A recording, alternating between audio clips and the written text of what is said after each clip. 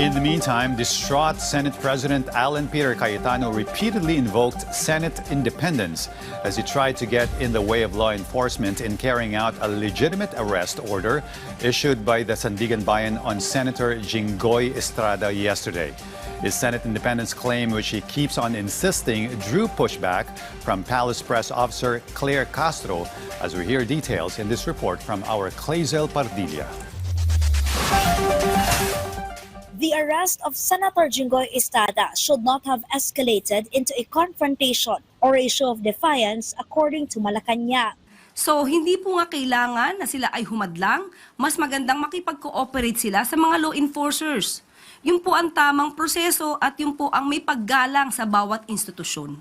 Instead of surrendering, Malacanang said Estrada had to be arrested last night. Senate President Alan Peter Cayetano was shielding Senator Estrada, who insisted that warrant of arrest should not be enforced inside the Senate.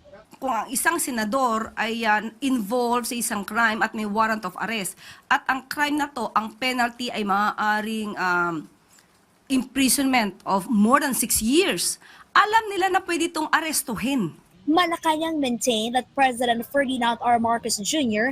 did not interfere and will not intervene in Senate affairs.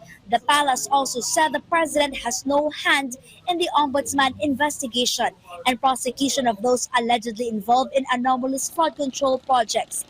Malacanang then asked what Cayetano meant by claims that Senate's independence or autonomy is now being challenged. Ano ba ang pinapalagan ni Senator Alan Cayetano? Saan ba nakialam ang Pangulo?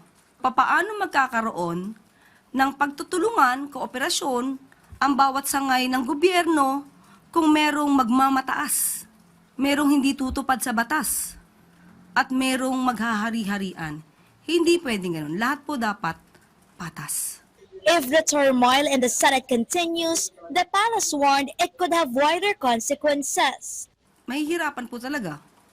Hindi lang ang Pangulo, kundi ang taong bayan. Apektado ang taong bayan dito.